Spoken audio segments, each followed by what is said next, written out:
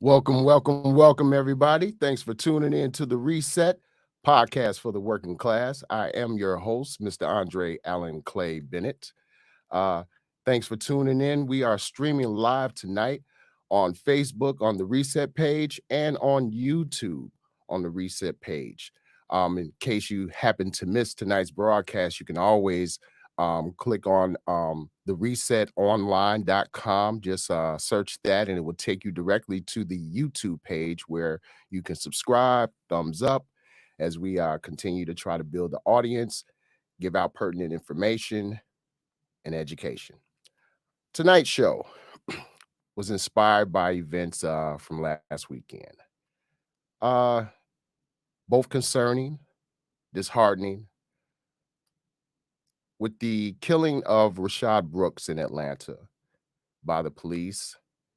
Um, on top of that report, we also learned of three black men found hung. I believe two in California.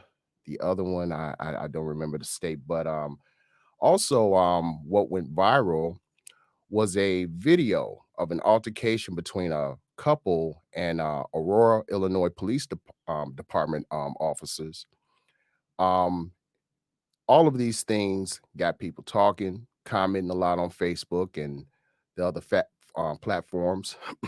But tonight's show, don't let this movement become a moment, sabotaging the message, is going to touch base on a lot of different things that have to do with this movement that seem to be undermining some of the progress that has been made. Tonight's show is a call-in show, 708-414-0849. Again, that number is 708-414-0849. Now, while all of the events, tragic events from last weekend, disheartening, we must keep up the fight. We have to keep up the fight.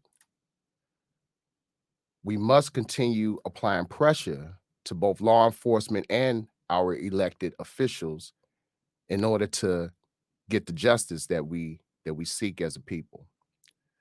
This has been going on too long.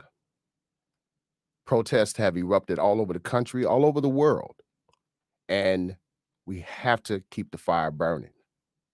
And we must not let anything or anyone sabotage the movement. We can't let that happen.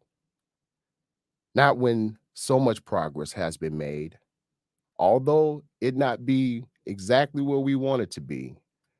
These protests, they're proven to spark some type of change in some of these cities and law enforcement departments around the country. Now, some of the cities I learned about have adopted some of these reform changes that many of the community activists, community leaders have presented to these law enforcement departments. One city in particular, Camden, New Jersey, they've adopted new police reforms. Minneapolis, Minnesota, of course, where all of this kicked off at with the protests for George Floyd.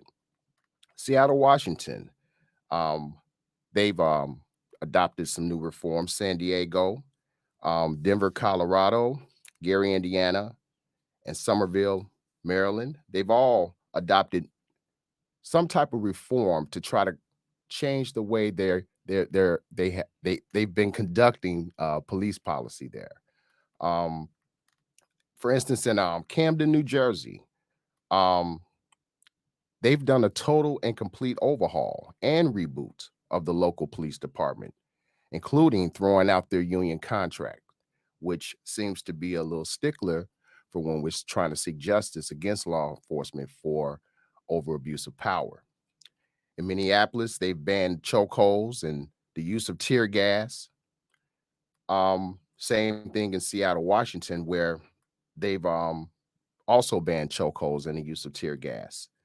And that's what most of these states, almost all of them have done. But in Denver, Colorado, not only have they banned tear gas and and chokeholds, but they've also banned the use of pepper spray, rubber bullets, and other projectiles at peaceful protesters. So we are seeing some type of change in some of these departments. And again, it's not the full change that we want to see. Some of these departments do need a complete overhaul. Some of these departments, unions get in the way of the justice that we seek.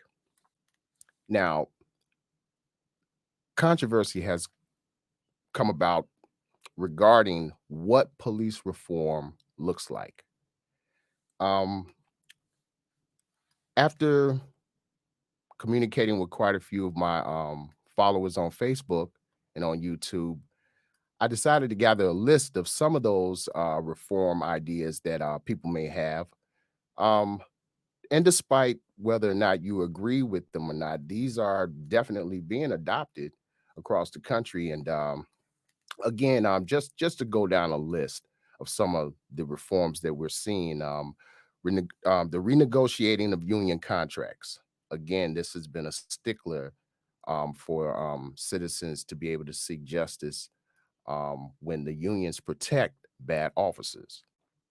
Demilitarizing the police force. Whether you agree with it or not, some people believe that police departments having tanks and various other weapons of combat, war combat, is not necessary on the city streets of the United States. Another type of reform that has been suggested by various groups and community leaders is liability insurance, in which I touch base on in a previous podcast, making cops liable for the actions that they take out on the streets. Community law enforcement oversight committees. I think every department, every city should have these. The communities for which these law enforcement officers serve um, don't trust them, and therefore, oversight into the actions of police officers is necessary. I'm fully on board with something like that. Um, Higher hiring standards. Some folks have proposed that police officers not even be able to be hired unless they have a bachelor's degree. Also, psychology class. They should also engage in that as well, in that type of training. And it should be mandatory for every police officer, because quite a few of the incidents that we've seen with unarmed Black people being killed by police, we learn later on that some of these victims have had mental illness of some sort or another. Um, Another type of reform that a lot of folks want to see is basically the real reprimanding, firing, convicting, and sentencing of cops that kill unarmed um, folks out there in the streets. But we haven't been seeing this type of justice, and I think that had we received that type of justice, you wouldn't see these protests today. Another suggestion is to place Black cops in Black communities where they are more familiar with the residents and or the surroundings. Oftentimes, officers of another race will come into impoverished Black communities, and because they don't understand the residents there, they don't understand the culture there, they strong arm in a lot of ways and misunderstand the citizens that live there. And that's got to stop. That's just got to stop. There's no way the community is going to respect law enforcement as long as that continues. Also, training officers to de-escalate situations, as in the case of last weekend with Mr. Brooks. We saw um, how they could have probably handled the situation differently. Um, he was calm for for the first 40 minutes of the interaction with law enforcement, and of course, as we all saw, things turn left when he went to resist, fight the police officers, snatch the taser and run. Although it was a non-lethal weapon, one of the officers decided to use his lethal weapon and gun that man down as he was fleeing. Two shots in the back, and Mr. Brooks is dead. So de-escalating situations is definitely needed in order for cops to effectively interact with the citizens that they are hired to serve and protect. Also, better training on use of force policies and practices. Oftentimes, um, people have reported that law enforcement officers just go from 0 to 10 too quick. And they, because they can legally get away with certain practices, take no, use no discretion and in their interactions with some citizens, and they go overboard with the use of force that they administer. So some of these things, again, they're needed. They're needed for the type of reform that is going to satisfy the rest of us. Um, Law enforcement has an obligation as they serve the community. Their jobs are not just to serve and protect the rich or even white America, is to serve and protect us all, regardless of race and regardless of income status.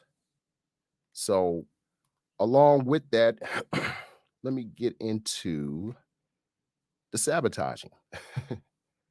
And this is something that we've seen throughout the protest, some done by people who may have well intent, others have been done by folks who are more deliberate with it. Um, One such example of possibly good intent was when I saw the photo of the members of the House all wearing their kente cloths, kneeling, as a show of solidarity for the protest against police abuse and violence. I myself, I didn't appreciate that. Um, I prefer to see legislation, real legislation that actually speaks to the reform that we seek versus a photo op and symbolism. We don't need that. We don't need that at all. And it was actually pandering. And again, the protests on the streets, they speak to real solutions being needed, not just another uh, chance to be seen on TV and to be reported on, or to even make Trump or any other politician look bad. Our movement is a personal endeavor for us. It's not a political punching bag for folks to take a swipe at or basketball to shoot hoops with. This is serious business and lives are at stake, and something has to change. Another is example of the type of sabotaging, although maybe well intended, have also been by some of our white allies that have been caught spray painting Black Lives Matter on buildings and different structures, the vandalizing of different buildings and structures, and also some of the looting that we've seen. None of this helps the movement. None of this has anything to do with seeking real justice. In fact, what ends up happening is, despite some of these reports being shown on CNN or MSNBC or Fox or whatever, the blame always comes back on Black people. And as I strolled through some of the comments and interacted with quite a few of the folks on my friends list on Facebook, I saw that for myself. Despite those reports, we were still being blamed. Um, Countless videos have surfaced over the last few weeks of non-Black people vandalizing, looting, destroying property. And again, for some, I understand that The intent is well, but ultimately, in the long run, in the big picture, these things don't help our movement. And so I would suggest you stop, please, because we this is serious business for our people. And if you're going to be an ally, give us that support, march with us, um, reach out to and put pressure on elected officials and law enforcement with us. That's what we need. That's what we need. Um, Another thing that we've seen online are numerous videos of cops, law enforcement officers, abusing peaceful protesters. Um, we all know of the elderly white man who was pushed down by the police and who now suffers a brain injury as a result of it. Um, that's not helping us at all. That's sabotaging our movement. Abusing the protesters, that's not the way to go. And it's just going to increase the anger that's already out there concerning law enforcement. And it puts on display the audacity that some law enforcement officers have in spite of the justice that black people are seeking in this country and the reform that we're seeking. I think it's just the audacity of it is just unreal to me. um Black Lives Matter, the movement, is different than Black Lives Matter, the organization. And this is something that I've noticed that some non-black people are not able to make the distinction between the two. While I do appreciate, again, the support from our non-black counterparts, our non-black allies in this movement, we do need to educate them about what is what, about the difference between the movement and that organization. The organization itself, while it has participated in this movement, is not the leaders of this movement. The leaders of this movement are the people. The leaders of this movement are the citizens who are fed up with the abuse, the murders of young black men and women unarmed at the hands of law enforcement.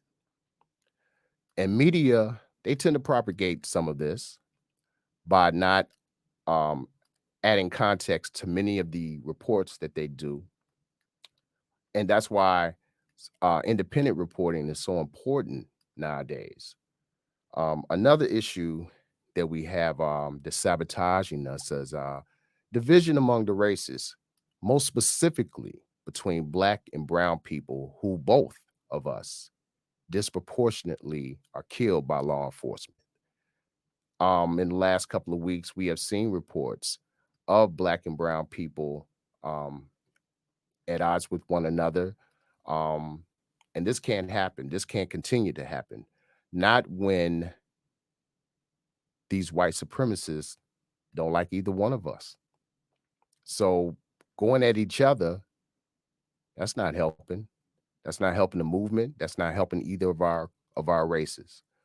We need to come together, bond together on both the socio-political arena and also economically. I think that we both want this to end. We both want justice. So we do need to stick together and work together to seek this justice and make sure that these reforms stay in place as well. So we got to work together, to make this happen.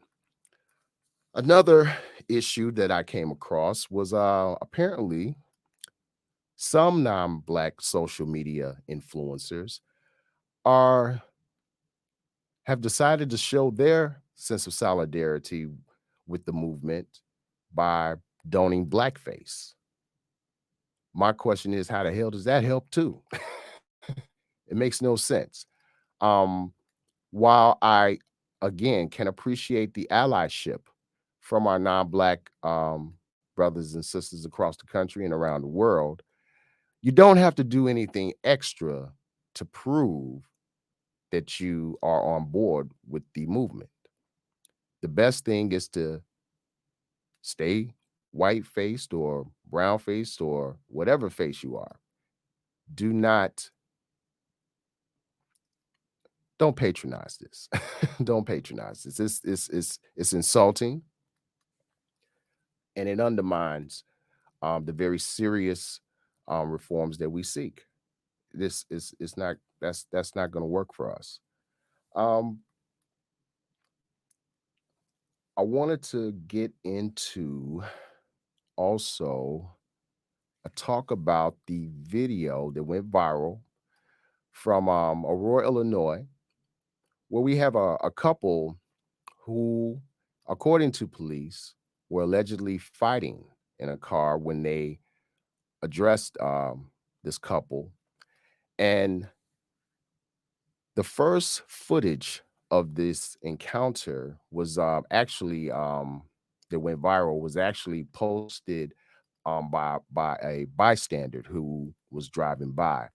And in that video, we see the young man is handcuffed. We see the young lady is on the ground with police officers on her, and she's behind the police vehicle. The young man is closer to the people who are recording this, and he's begging them to keep recording.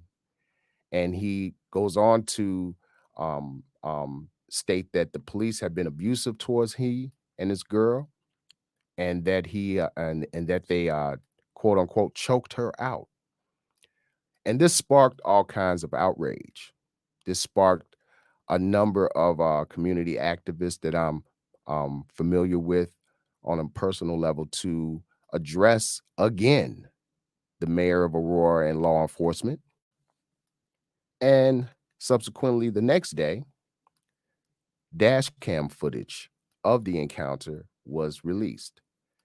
And it was during that encounter, during that watching that footage, is when it was revealed that law enforcement, while I still believe them to be uh, uh, um, a little too rough with them, the couple in itself were not very cooperative.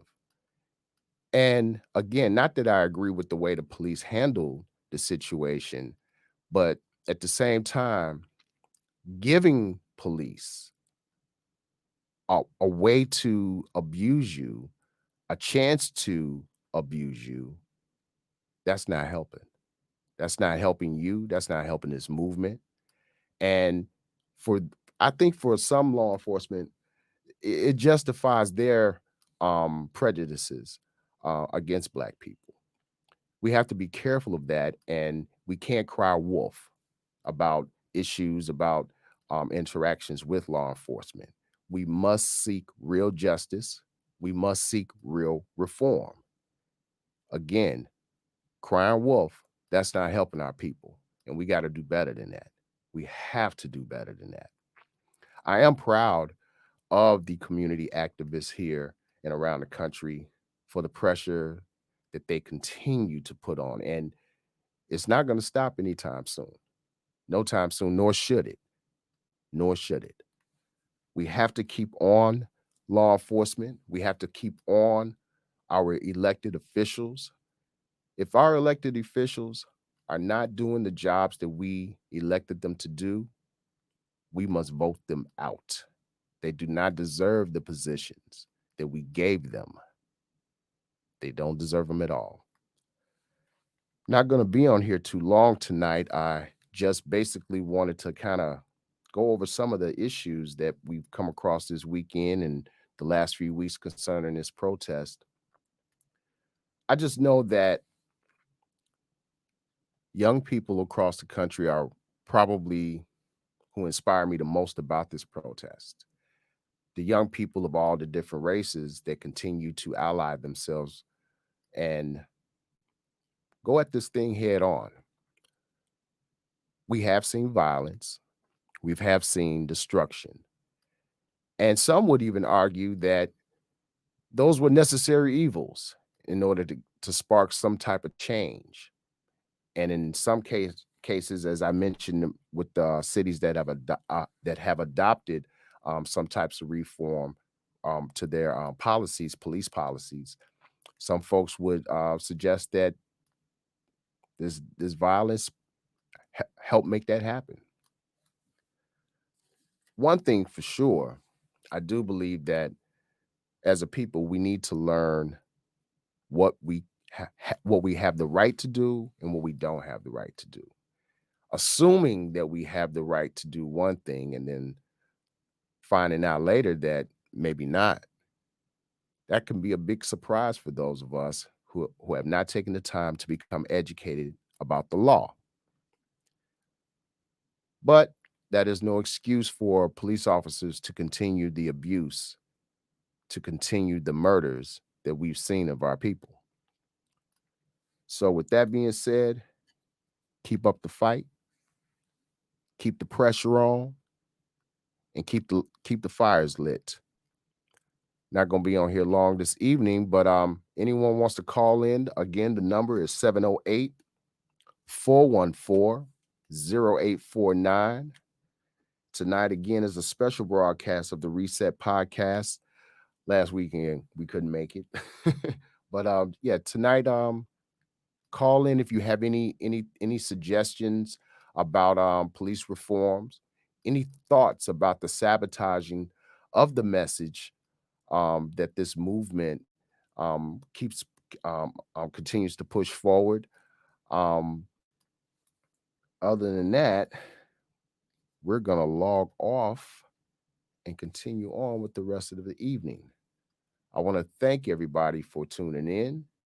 And next week we'll have a new show for you. And again, be sure to log on to the resetonline.com, which will take you to the YouTube page, where please click subscribe, thumbs up on the video, and more will be coming your way in the future. Thank you and good night, everybody.